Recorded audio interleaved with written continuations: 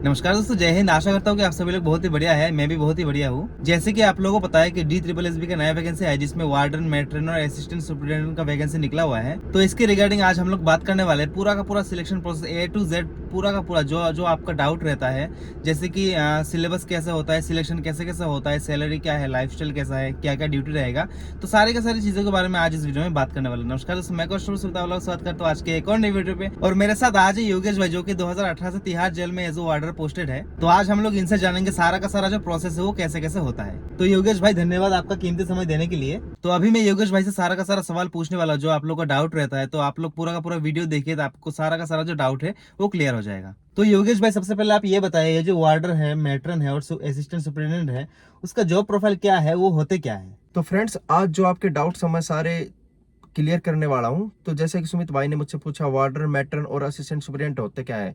Actual में वार्डर जो होता है वो आपका मेल कांस्टेबल होता है तिहाड़ जेल में, और मैट्रन जो होती है वो फीमेल कांस्टेबल होता है, और असिस्टेंट सुपरिटेंडेंट यानी कि as a sub inspector level की वो जॉब रहती है। तो अभी बताइए, इनका जो जॉब प्रोफाइल है वो क्या होता है? सुमित भाई देखो, जो एज ए वार्डर और मैट्रन और असिस्टेंट सुपरिटेंडेंट, मैंने आप 3 पोस्टों के बारे में जैसे कि बात की, तो बेसिकली जो इनकी जॉब प्रोफाइल होती है वो उनकी होती है सिक्योरिटी पर्पस की, कि जो भी इनमेट्स तिहाड़ जेल में बंद होते हैं उनको हमें सिक्योरिटी देना हमारे फर्स्ट प्रायोरिटी रहती है। इसके रिगार्डिंग हमारी जॉब प्रोफाइल में और भी चीज़ें आती है, जिसमें आपके जो एडमिनिस्ट्रेटिव ब्लॉक है उसका भी काम आता है। ठीक है, इसके अलावा एडमिनिस्ट्रेटिव ब्लॉक में भी ऐसे बहुत सारे डिपार्टमेंट नहीं, मैं आपको बोलूँगा कि इस डिपार्टमेंट में बहुत सारे ऐसे सेक्शंस होते हैं जहां आप अलग अलग तरीके की जॉब्स को करेंगे। कहीं पे लिखने पढ़ने का काम होता है, कहीं पे आपका सेल स्ट्रक्चर का काम होता है, कहीं पे वारंटी आपको देखने होते हैं। तो इस तरीके से अलग अलग स्ट्रक्चर होता है, लेकिन जो फर्स्ट प्रायोरिटी मैं दूंगा वो होती है सिक्योरिटी को। तो सिक्योरिटी के लिए जॉब होती है। तो अभी हम लोग जानेंगे इसके सिलेक्शन प्रोसेस के बारे में। आपका सिलेक्शन कैसे हुआ, मतलब पूरा का पूरा प्रोसेस बताइए। पहले क्या किया था, पहले फिजिकली रिटर्न हुआ था, उसके बाद क्या क्या हुआ था, और लास्ट में क्या क्या हुआ था? तो फ्रेंड्स, मैं आपको बताना चाहूंगा कि मैं 2018 से तिहाड़ जेल में एज ए वार्डर पोस्ट पे काम कर रहा हूँ। तो जो मेरा प्रोसेस हुआ था, 2013 की वैकेंसीज में मेरा सिलेक्शन हुआ था। उस टाइम पे ये होता था कि आपका पहले रिटर्न पहले होता था और बाद में आपका फिजिकल होता था। लेकिन जो अब जो लास्ट वैकेंसीज हमारी निकली थी 2017 में, उसमें फिजिकल पहले हुआ था और रिटर्न बाद में हुआ था। तो अब से DSSB ने ये कर दिया है कि आपका फिजिकल वो पहले लेंगे और रिटर्न आपका बाद में होगा। तो अभी ये बताइए कि रिटर्न का जो सिलेबस है वो कैसे होता है, क्या क्या होता है? फ्रेंड्स, अगर बात करते हैं मैट्रन और वार्डर के सिलेबस की, तो मैं बताना चाहूंगा, देखिए इसमें आपके 5 सब्जेक्ट आते हैं। हर सब्जेक्ट आपके 40 नंबर का होता है। 40 नंबर के ऐसे 5 सब्जेक्ट आते हैं। तो ऑल ओवर जो आपका पेपर है वो 200 नंबर का होता है, जिसके लिए आपको 2 घंटे दिए जाते हैं। आपकी नेगेटिव मार्किंग भी होती है इसमें, जो कि 0.25 होती है। इसके सिलेबस की अगर बात करें तो हिंदी, इंग्लिश, GK, रीजनिंग और मैथ आता है, जो कि हर सब्जेक्ट से 40-40 क्वेश्चन आपको पूछे जाते हैं।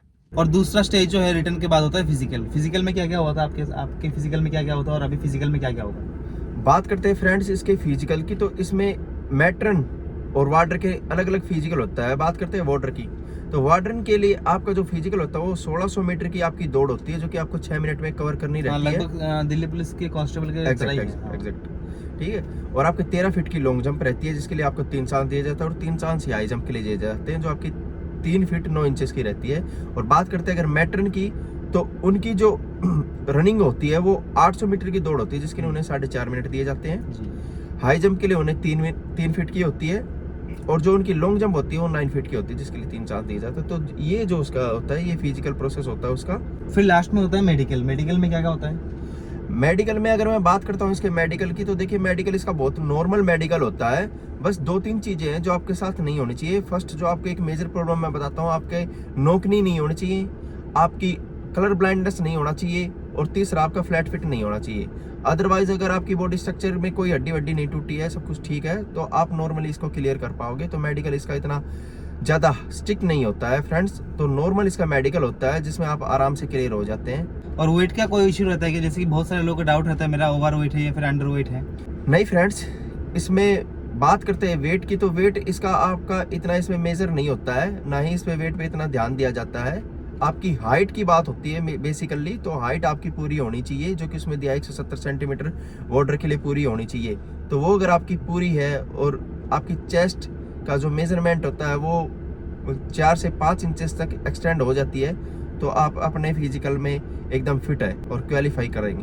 तो अभी अगला सवाल आपसे ये है कि आपने जो रिटर्न एग्जाम है उसके लिए तैयारी कहाँ से किया था, कैसे किया था? बात करते हैं फ्रेंड्स मेरी तैयारी की, तो देखिए सबसे पहले मैंने ऑफलाइन कोचिंग ली थी किसी कोचिंग सेंटर से। उसके बाद जो भी तैयारी की थी मैंने खुद से सेल्फ स्टडी की थी। देखो सेल्फ स्टडी के लिए मैं बहुत सारे बच्चों का क्वेश्चन रहता है कि सर सेल्फ स्टडी में पढ़ना क्या क्या, इसका सिलेबस होता कैसे है, या इसका सिलेबस दिल्ली पुलिस कांस्टेबल से अलग होता है या एसएससी जीडी से अलग होता है। तो फ्रेंड्स बात करते हैं इसके सिलेबस की, तो जो इसकी जीके है वो same similar to Delhi police में जो जीके आती है वही आती है, ठीक है।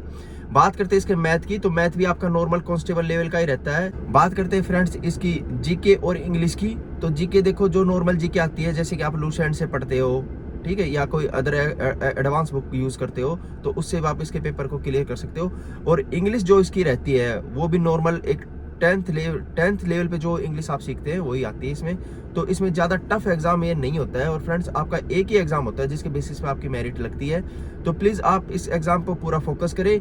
अब बात रह जाती है हिंदी की, तो हिंदी भी इसकी बहुत ईजी आती है। आप किसी भी अच्छी नोटबुक से भी इसकी हिंदी की प्रिपरेशन कर सकते हैं। और मैं बताना चाहूँगा कि बहुत सारे स्टूडेंट्स का ये डाउट रहता है कि सर बुक्स कौन सी बेटर रहेंगी, किस बुक से तैयारी करें, आपने कहाँ से तैयारी की। तो इसके लिए मैं आपको बताना चाहूँगा, देखिए आप कोई भी अच्छी बुक जो आप यूज़ करते हैं, अगर जीके की मैं बात करता हूं तो आप लूसेंट से बेसिक अगर तैयारी कर रहे हैं तो लूसेंट से भी कर सकते हैं। उसके बाद कोई आप एडवांस बुक ले सकते हैं। बाकी अगर आपका किसी भी तरीके का डाउट है तो आप कमेंट्स करके भी बता सकते हैं। फ्रेंड्स मैं आपको कोशिश करूंगा कि ज़्यादा से ज़्यादा रिप्लाई देने की। तो अभी आप ये बताइए कि इसका ड्यूटी आवर्स क्या होता है, इसका ट्रांसफर दिल्ली में होता है फिर दिल्ली के बाहर भी ट्रांसफर होता है, ये सारी चीज़ें बताइए। बात करते हैं फ्रेंड्स इसकी ड्यूटी आवर्स की, तो देखिए मैं आपको ये बताना चाहता हूँ कि जो ये ड्यूटी आपकी रहती है तीनों ही फॉर्मेट की बातें करते हैं। तो देखिए मैं वार्डर की अगर बात करता हूँ तो आपके ड्यूटी आवर्स 8 आवर्स रहते हैं फ्रेंड्स, जो कि बहुत लिमिटेड आवर्स रहते हैं। इसके अलावा अगर कभी कभार इमरजेंसी हो जाती है तो आपको 8 आवर्स से ज़्यादा ड्यूटी करनी पड़ जाती है। अदरवाइज आप मान के चलिए कि आपकी फिक्स ड्यूटी रहती है, लिमिटेड जॉब रहती है, आपको 8 घंटे की ड्यूटी करनी रहती है। अगर बात करें फीमेल कांस्टेबल यानी कि मैट्रन की, तो उनकी तो ड्यूटी सिर्फ 6 घंटे की रहती है फ्रेंड्स। तो आप सिर्फ 6 घंटे लिमिटेड जॉब करके एक एज ए टीचर एक 6 घंटे की नौकरी करता है, आप समझ सकते हो। उसके बाद पूरा आपको फैमिली को टाइम भी दे सकते हैं, आप किसी भी चीज़ को कर सकते हैं उसके अलावा, और आपके साथ साथ जॉब भी कर सकते हैं। एज ए असिस्टेंट सुपरिटेंडेंट भी आपकी जो ड्यूटी रहती है वो 8 घंटे की ही होती है। अब बात करते हैं इनके ट्रांसफ़र की, तो देखिए दिल्ली से बाहर इनका ट्रांसफ़र नहीं होता है। दिल्ली के अंदर 3 जेलें जो होती है मेन होती है, एक तिहाड़ है, एक रोहिणी और एक मंडोली।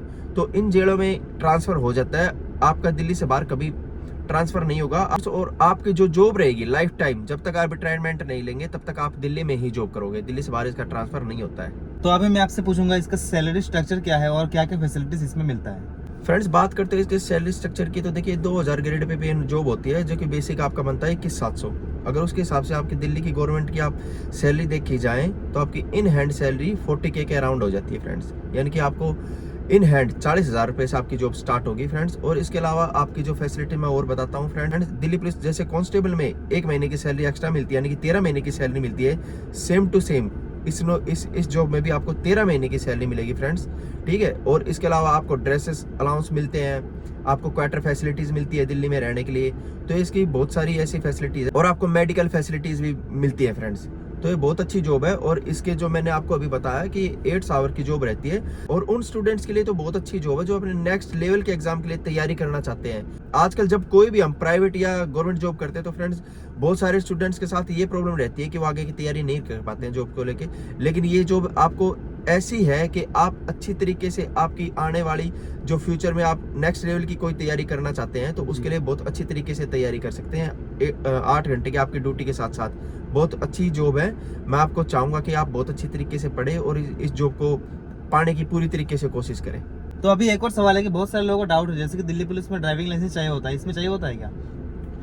बात करते हैं फ्रेंड्स इसके लाइसेंस की, तो नहीं, इसमें किसी तरीके का लाइसेंस नहीं होना चाहिए। आपकी क्वालिफिकेशन बस 12th पास होनी चाहिए। और अगर इसके अलावा जैसे कि बहुत सारे लोगों का ये डाउट्स रहता है कि सर मेरे पास, मैं तो सेंटर के ओबीसी में आता हूँ, तो क्या इस जॉब में मेरा ओबीसी एप्लीकेबल होगा या नहीं होगा। तो फ्रेंड्स मैं आपको एक डाउट क्लियर कर देता हूँ। देखिए जो दिल्ली से बाहर का है और जिसने सेंटर का ओबीसी बनवाया हुआ है वो इस जॉब के लिए अप्लाई तब करेगा जब वो जनरल में अकाउंट होगा।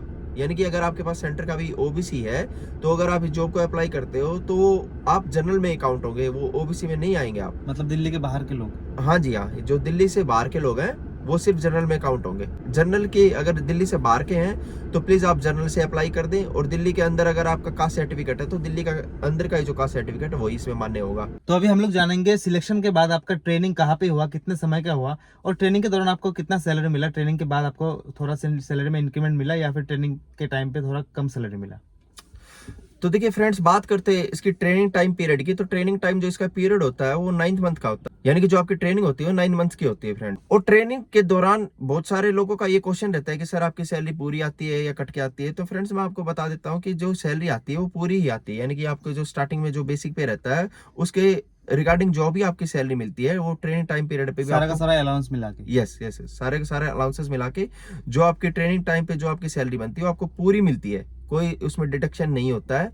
और बात करते हैं इसकी ट्रेनिंग होती कहाँ है, तो देखिए मैं बात करना चाहूंगा। तो देखिए इसकी ट्रेनिंग पॉसिबिलिटी रहती है दिल्ली में ही होने की। वजीराबाद जो है पीटीएस या झाड़ोदा कला पीटीएस में ही इसकी ट्रेनिंग होती है।